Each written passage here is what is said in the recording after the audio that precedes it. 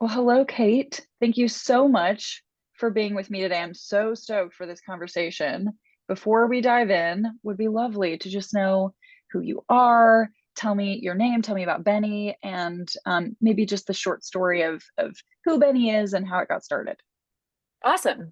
Thanks for having me. Super excited for this conversation. My name is Kate Sanner. I'm the co-founder and CEO of Beni. Beni really set out to make secondhand clothing easier to find. There is such amazing inventory out there on sites like Poshmark, eBay, The Real Real, Vestiaire Collective, ThredUp, Depop, all of our partners. Um, but the search and discovery process is still pretty brutal and requires a lot of patience, some expertise, a lot of scrolling. And so it leaves a lot of people kind of defaulting to buy new because they don't want to go through that kind of cumbersome process. So we set out and said, okay, well, what if instead of, forcing people to learn a new way of shopping or trying to convince people that like they can be a thrifter and here's how to do it. What if we just aggregated all of that awesome online inventory and brought it to people while they're shopping? So we started back in 2021. Wow, time flies. As a browser extension, where essentially once you installed Benny on your Chrome or Safari browser, anytime you're shopping online, we kind of tag along on those occasions. And while you're shopping for new stuff, we're looking to see where those deals exist secondhand. And then when you land on a product that you like, we'll tell you in one click if the thing that you're looking at exists on the secondary market, oftentimes for 50, 60, 70% off. Recently, we just launched a brand new website and app that allows you to search the entire world of resale directly. So instead of having to start with a product and find something new before you can find it secondhand, you can just go to Benny and say, like, I'm looking for a black All Saints leather jacket, and it'll show you where that exists across the entire world of resale. We've also just launched image search, which is really fun. So one of the things we've Totally. learned is like sometimes you can't quite describe what you want. You just see a girl walking down the street and you're like, oh my God, that That. I jacket want is that. amazing. Like, how do I get my hands on it? And so image search has really been a game changer for us of just, ultimately our goal is that wherever you're shopping online in store, in person, that Benny can help you be one click away from secondhand deals. Um, and so, yeah, with the browser extension, the app, the website, and our goal is really if we can make secondhand as easy as buying new, more people will participate in the circular economy, will help people kind of level up their wardrobes, and also not spend so much money on clothes because Yeah. it's a challenge. It's I tough have out too there. many things on my wish list that I just can't afford. So resale is an awesome tool for that. Totally. That's a great way of framing it. All of what you do. I think it's interesting. So you mentioned the circular economy, and a lot of what we're doing with this podcast is trying to understand what innovations exist in the system, trying to bring awareness to that, but also to get inside the minds of innovators and understand sort of what your process was and how you entered into the space. So with something like fashion, something like Benny, I could see this circular economy kind of being a bonus to the other side of what is just a really good business idea. So I'm curious what your kind of pathway into this circular business model was. Were you already thinking circularity and trying to find ways to innovate off of that? Or were you working in fashion and just seeing an opportunity that ended up being very circular? I think one of the kind of things that started the journey is when you look at the fashion industry, there's just an enormous amount of waste. Because essentially what you're trying to do is like you're matching supply and demand. And when you look Yeah, at what's happening today, it's like because we're not able to effectively match that supply and demand, we're sending crazy amounts of textiles to landfills. And at the same totally. time, we're producing more than ever before. And then you kind of step back and you say, like, but what we're producing is like the same stuff that we're sending to landfills. And you're like, but this is crazy. And instead of trying to produce it faster and faster, it's like actually secondhand is like the fastest fashion there is because it's already made. It's already sitting there. We Yeah, just need to like help it find a home. And the challenge with secondhand is that the inventory is really messy, right? So like it's all one of one. there's not SKU numbers. Like Yeah. people are listing stuff online, but they're not using any sort of like standardized descriptors or sizing or like, it's a lot of like handwritten in things from people who put small but fits like a medium like into the Yeah. size bar. And so until kind of the recent advancements with AI, there wasn't the opportunity to kind of take that super messy, humongous data set and quickly make sense of it to make it searchable. And so it was hard to do that matching. What we've Yeah. built at Benny is basically like an ability to do one-to-one supply demand matching. So if you think about just like the world of advertisements, everyone's trying to get more and more like hyper specific and like, how do I deliver the exact right ad to you at the exact right time That you're looking for it. that you're looking for? And so you started with these like broad cohorts, and then you kind of get tighter and tighter of like lookalike audiences. Essentially, like where that leads is like one of one matching. But Hmm. rather than trying to do that by producing a bunch of stuff and then predicting what the one of one matching is, what secondhand allows is to like flip the script and Hmm. say, actually, the supply already exists. So we can just interpret your demand and then go match you with that supply and get you the one-to-one thing that's right for you in a really efficient way. And really that is only possible in the last, you know, maybe Few 18 years. months even, which Yeah. is crazy, but is super exciting.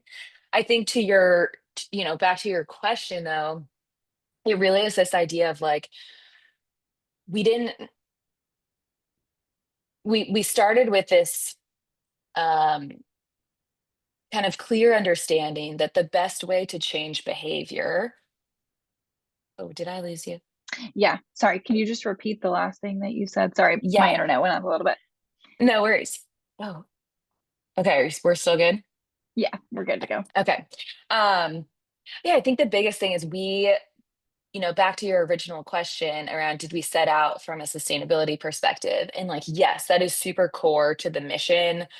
Um, I think ultimately, though, what we very much believe is like the way to have significant behavior change is not to kind of like wave a finger or shame people into action or to Right. say like fast fashion's so bad and like here's why you need to like only shop secondhand and to kind of do it in like this like blunt force type of approach.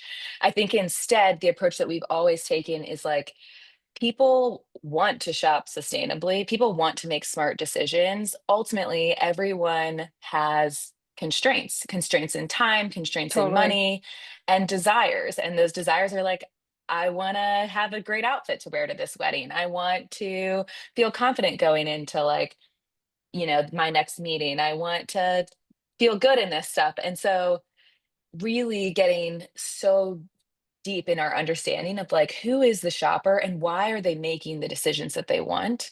And I think with secondhand, it's this amazing opportunity to say, hey, what you want is style, what you want is affordability. Like resale is a great tool to make that happen for you. Sustainability is the gift with purchase then that you can feel really good Totally. about, right? But like ultimately what you're after is style, and we're just here to say like, let us show you that resale can be a tool to get what you want in a way that fits your constraints. It feels good. um and that feels good. And ultimately like that messaging, that takes a lot of technology to make that process easy and convenient. Yeah.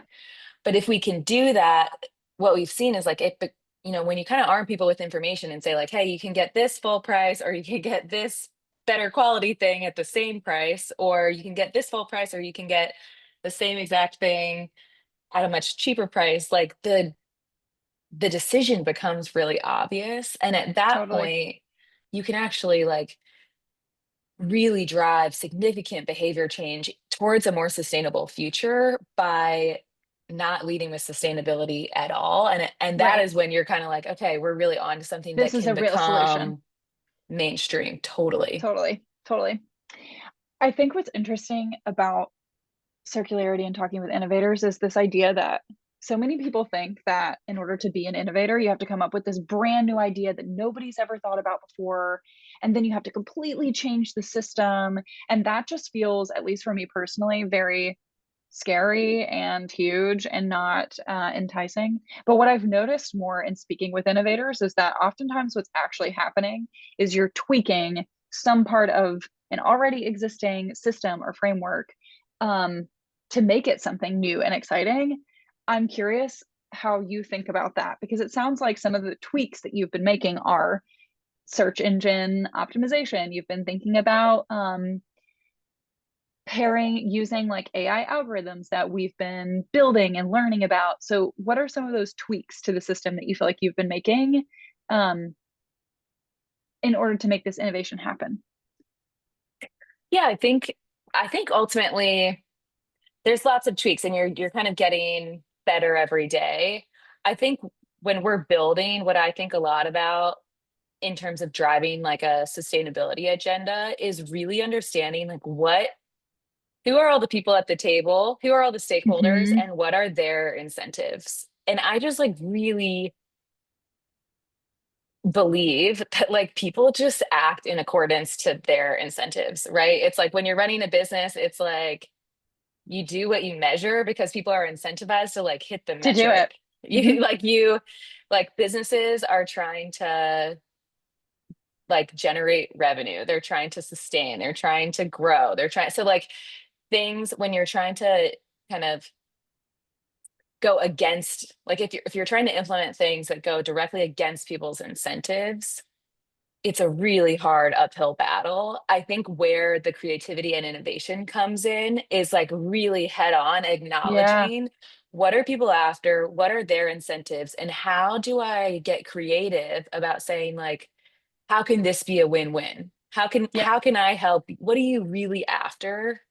And how can I help you get it? But how can I help you get it in a way that actually leads to better outcomes for everyone? And I think right now in fashion, there's a really interesting opportunity to not actually like tinker and make incremental improvements, but to like reimagine how the fashion industry operates and say, for so long, we've been fed this lie that like the only way to grow is to sell more stuff. Yeah. And I think what that's leading us to is like, okay, for a while that worked, but if you like accelerate that to the nth degree, you just have Which more we're and more seeing waste. And that waste in returns, in excess inventory, and liquidation, like all of that waste is also costly. really like a huge cost. And it's eroding brand equity and it's eroding Mm-hmm. brands' ability to charge a premium in the future. And if you just continue to play that out, it's like it's leading to bad outcomes for shoppers and for brands. And I think Yeah. we sit in this opportunity today to say, okay, but what are you actually after? And what you're after is like lower cost to acquire customers who then Mm-hmm. have a higher lifetime value that you can continue to monetize and like grow your community and loyalty. And that doesn't have to be only through selling more stuff. Like that can Right. be like you build out like lifestyle. Like there's so many ways to monetize community services, like the experience around the brand. And I think you're already seeing a little bit of that shift, but like I don't know, it's getting creative and innovative in kind of what are people's incentives and how do we actually align our incentives. And if you can Yeah. do that, you can impact real change rather than trying to like operate kind of on the margins. The margins. Yeah, totally.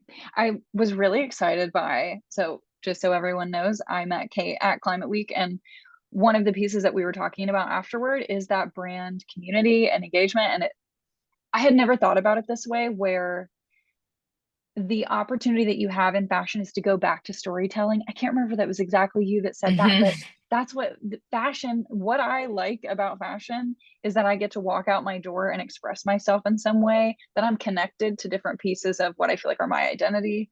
Um, and that was artistry at its core.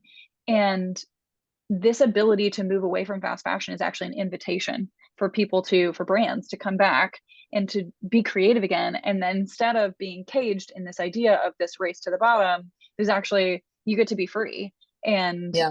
be invited to a greater experience, which is what people wanted out of fashion anyway. So Yeah. could you talk more about that? Yeah, I mean, we've been talking a lot about like Okay, everyone is really excited about like GPTs for shopping and agentic Hmm. commerce and all of that. And I absolutely believe that those are going to change the search experience, right? It's like a much better conversational search experience. And when you have a specific query in mind, Hmm. it's just going to shortcut the process to like get to what you want. But that experience works really well for things that are providing like a utility. You're like, Mm. and some of clothes falls into that category, right? You're like, Sure. I need like hiking boots, and Hmm. this is where I'm going. This is how long the trek is. This is like what I need them for. Here's my price range. Like, optimize this equation and tell me the right thing. Or I'm a bridesmaid and I need like this very specific color in this very specific material. Yeah. Like when I have a formula of what I want, the GPTs will be amazing for that. What I think they miss though is that they're not actually they're cutting brands out of the equation in a Mm. lot of ways, because if you look at like what ChatGPT just released, it's cool for the shopper, right? You can like drop down and you can check out directly on the platform. But what that means is like you're never actually ending up on the brand's website. Yeah. You're never actually like building any sort of connection or loyalty to that brand. And the brand has very limited ability to do any sort of like loyalty building, retargeting, storytelling. And so what you start to see is that like the brand itself gets like reduced to the picture and the thumbnail, and you kind of compete on like the function of something, Yeah. right? Or like the what's the price, what is the function? When I think about and for so much of commerce, like that will be so powerful, right? But when I think about fashion, exactly to your point, it's like it's actually where you spend your disposable income, and you're buying often things not because of the utility they provide, but for like the unemotional benefit. Yeah. And the And brand like is the part of that. unexplainable part, right? Yes, Because you're you're like, engaging with ah, something because you just saw it and you thought, that's me, right? Like yes, that. And there's totally. this like, um, you're missing this emotional connection piece that the GPT is just not gonna, I mean, it's not wired to understand how you emotionally react to something, at least yet. Yeah. Yeah, and I don't want to underestimate the GPTs. Like, I think they will be really powerful. I think they'll be Yeah. helpful in people like figuring out their style and all of that. But ultimately, I think in this space of like disposable income, where you're really looking, I don't know, where we don't like necessarily need anything. You want something. It's like, Yeah. well, what you want is like this acknowledgement that shopping is like a pastime. Like it's meant to be fun. It's social. You like Hmm. go with your friends. You wake up on a Saturday morning and it's like, let's bop around, because the Yeah. discovery experience is part of like is part of the fun. I don't want to Hmm. actually remove all the friction and optimize to check out in 30 seconds. Like I like browsing around and forming my opinion and experimenting with things and trying stuff on, and like that ultimately, like a lot of our discovery channels right now are dominated by ads that are trying to just like spark your idea and then get you to buy like in the same session. And I think what we're Yeah. building at Benny is like, hey, sometimes that makes sense, but a lot of times you just need a place to like hold those ideas, because you don't need to actually buy everything in the moment to like get the Yeah. dopamine hit of like, oh, I want to like capture this idea somewhere. And so with Benny, you can save all of that stuff down instantly. You can kind of like curate your ideas. And then when you are ready to buy, we'll show you the best place to actually make the conversion. But Yeah. I think the discovery piece is a fun one. And there's an opportunity to just like reinvent what that looks like. We are building more of a Spotify like experience for fashion, Hmm. um, where you can have a lot of different jumping off points, and you can come in and it's like it gets smarter the more you shop and we understand who you are. It also gets smarter Yeah. the more people like you shop. Um, and where you can kind of interact with friends and style twins and people like that, which I think just Fun.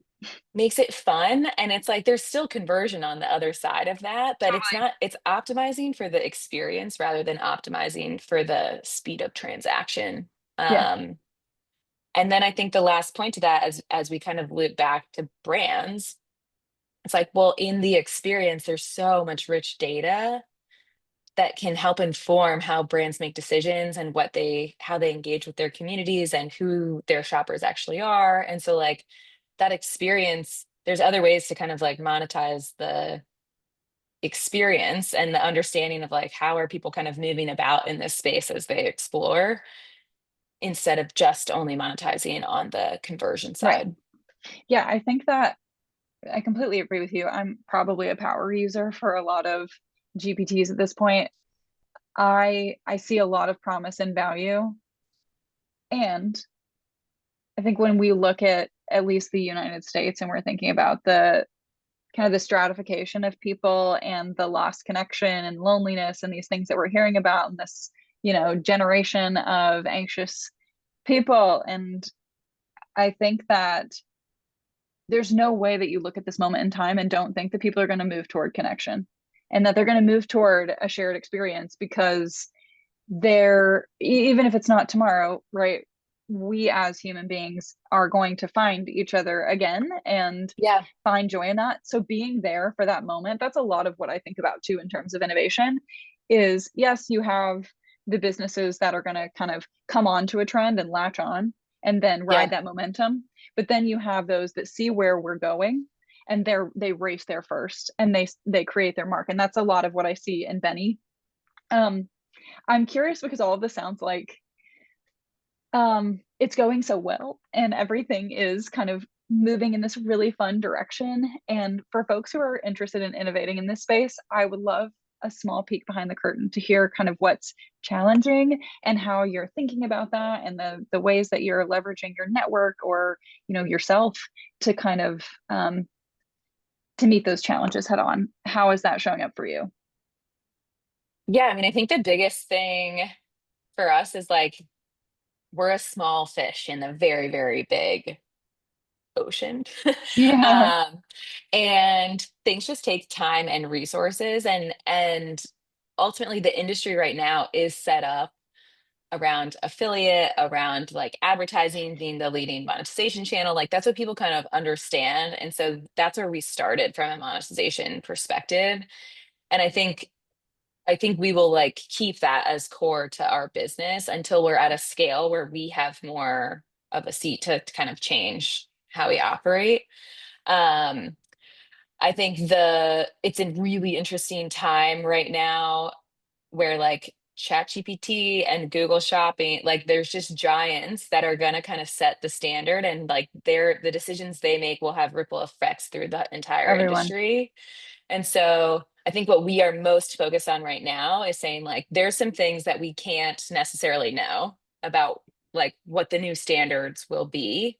What we are really confident in and what's really exciting, especially in the secondhand space, is like if we are really focused on just delivering for the shopper, and I just so believe that there are not really platforms out there right now who are optimizing for the shopper experience. Yeah.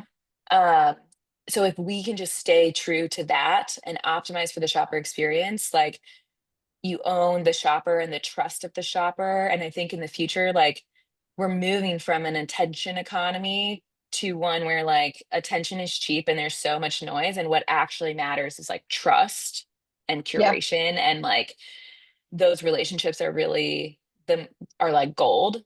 And so if we just stay really true to that, like you have to like hold out belief that it will work out. Hmm. Hmm.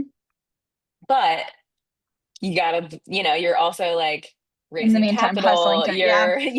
You have to get to a scale that that gives you a bigger seat at the table. And so our biggest challenge right now is just we're a 5-person team. We've been really scrappy and most of our team is engineers. So from like I do marketing partnerships product, like it's like we're limited by kind of my bandwidth. And so it is just like, how do you compete with the giants who have these big built-in distribution channels as a scrappy company? And like word of mouth and community building is great, but sometimes it's like it's like a How do we get the slow 10x of that? roll rather Mhm. than like a drop a media, bomb. And so yeah, really leaning on our community to help share, people like you who are Yeah. amazing, and just being like, you hear it, you love it. And that's where we've seen most of our growth come, because we haven't spent money, on marketing, at all. But yeah, that's I the mean, struggle. Because I'm like, if I just had, $1 million, I could go I let know. everyone know about this, and like, here's what we're doing. So we'll get there. Well, hopefully, um, a lot of that community building gets you in touch with the people who are going to give you $1 million to do that. You've got the idea Yeah, to make it happen. totally. Yeah, it's interesting because I was thinking about, I don't know if you listen to the Acquired podcast. So shout out to the Acquired Yeah, podcast. sometimes. Yeah. So I was listening to an episode about Costco recently. And one of the things that I love about Costco, there's so many things I love about Costco actually, The hot but dogs. yeah, right, exactly. There are five brand pillars. None of them mention shareholders. They're not thinking, I mean, they're a publicly traded company, and of course, they're by law required to think about the shareholders, but they say if we do these five things, then the shareholders are going to get returns. And their Yep. number one thing, which is like so popular in the tech space, is to be very customer centric.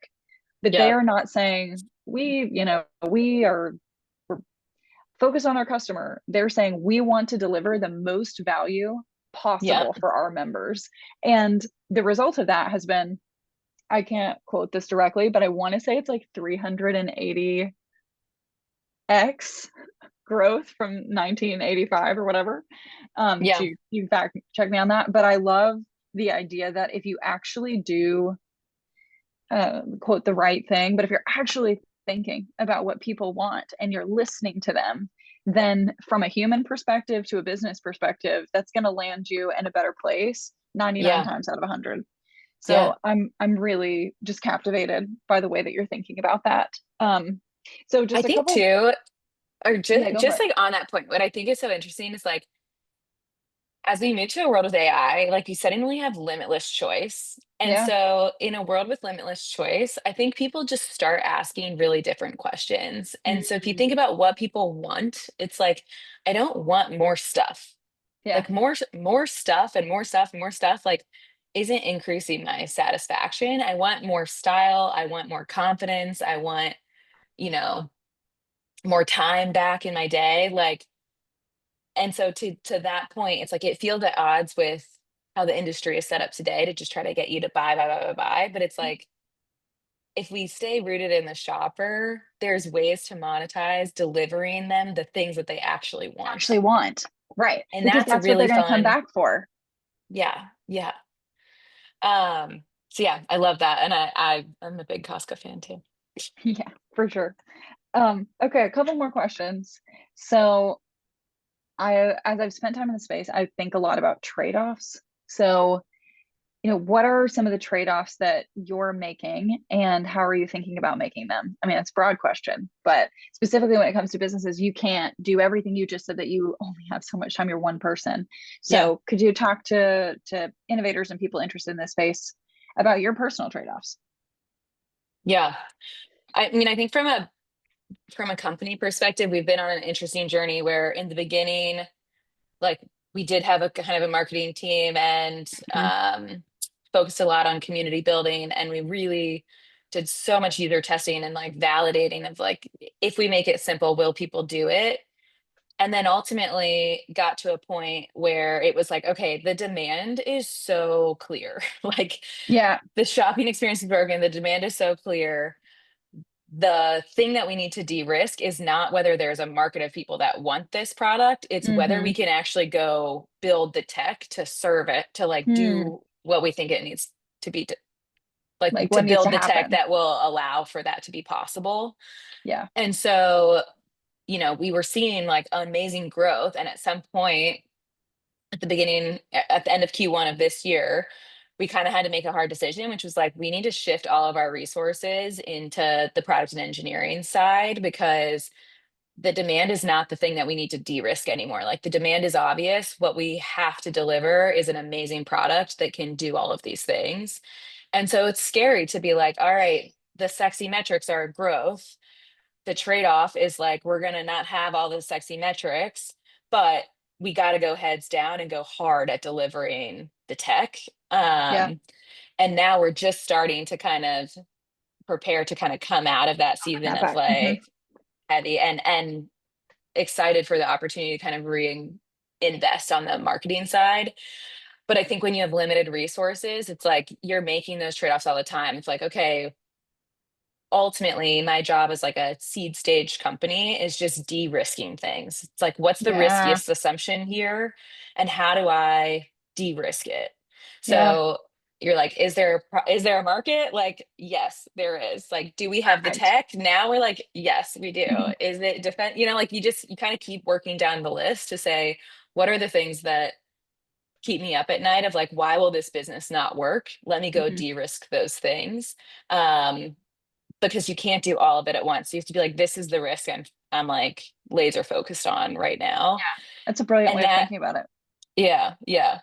Which can be scary, but it's also like you have to be focused on it because you don't have the resources to like keep all the things moving all the time. Yeah. Okay, last question. What keeps you energized? What keeps you excited? What keeps you getting up even when um the size of the challenge looks really large and there's so many things kind of coming at you? Yeah. Honestly, conversations like this get me so energized. Like just meeting our shoppers is Yeah. so fun. Like I got a text the other day from someone who was like, "Oh my God, I found my wedding dress on Benny." It was out of my That's price range. I awesome. kept clicking back, and then like one day, Benny just popped up and it was there. And I'm like, okay, those moments just make it That's really it. real. I think it's like it's easy to just like look at a dashboard and be like, okay, what's happening, blah, blah, blah. And then the Mm-hmm. second a shopper is like, I have friends who had never shopped secondhand before, and they're like, okay, actually, I just bought my first thing. And you're like, wow, all right, this is like the behavior change that we're talking about. We are gonna do more in-person events. We just did a really fun pop-up shop Pop in up. Yeah. Soho, which I'm excited about, both because it's good for the business and it's like a great way to engage people, but it also Yeah. brought me so much energy. The concept was basically people the same way like thrifting online can be really overwhelming for people. Mhm. A lot of people don't, there's like power thrifters who love going to the thrift store. And then there's a lot of people who are like, that experience is so overwhelming. Like I go in, I sift through stuff, I never find anything good. And so we had this idea of like, well, what if like the digital experience that we're creating with the thrift shop of the future is like a personalized thrift shop in your pocket that's curated for you and refreshes Mm. every day.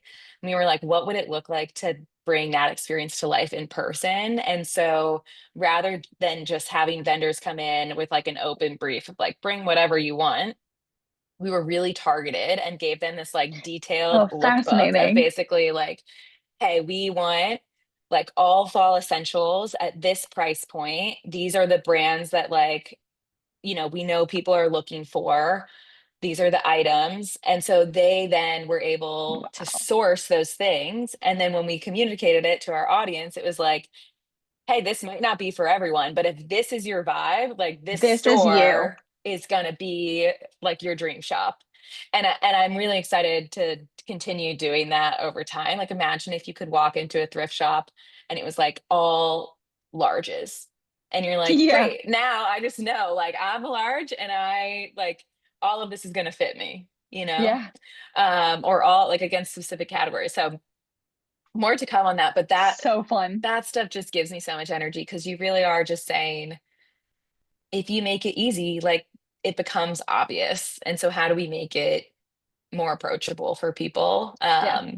But thrifting's amazing. I mean, you just find like Yeah. way cooler stuff. Yeah. Oh, totally. That speaks to your personhood and your community and all of that sort of thing. Yeah. Um, yeah, I think we're looking for when, innovators in the space who are specifically working against some of the paradigms that we have in our society, it Yeah. just gets exhausting. And so I love thinking about the ways that we can protect our own energy and Yeah. be the makers of kind of the good stuff at the same time that we're doing the hard stuff, because that's great. But I love staying up till 1 a.m. working on something that I'm passionate about. But you can only do that so many times before Yeah. you need to Yeah. get out and connect with people and remember why you're working on this and the momentum that exists outside of your computer screen. So I Yeah. love I Totally. love what you're doing and I'm excited to be a part of it. Well, Kate, anything else that you want to highlight for folks? Things that are upcoming, any sort of call to action that you want folks to get engaged with? And it could just be join Benny. Yeah, I mean, my biggest thing is like use the product and share it with your friends. It's joinbeni, BENI.com, Benny, BENI in the App Store, and then Benny, BENI in the Chrome Web Store. Yeah, Um, and yeah, follow us on. We're doing a ton of events and conversations and really trying to kind of get the word out on our Instagram and TikTok too, which is join_Benny. So would love for you to use it and test it out. Let us know what you find. Let us know what you like, what you don't like. The feedback at this stage of company is really gold. Like we're agile and updating all the totally. time. So all the feedback is super appreciated. Awesome. Thank you, Kate. This was wonderful. Thanks so much for coming Thank on. you. This is so fun.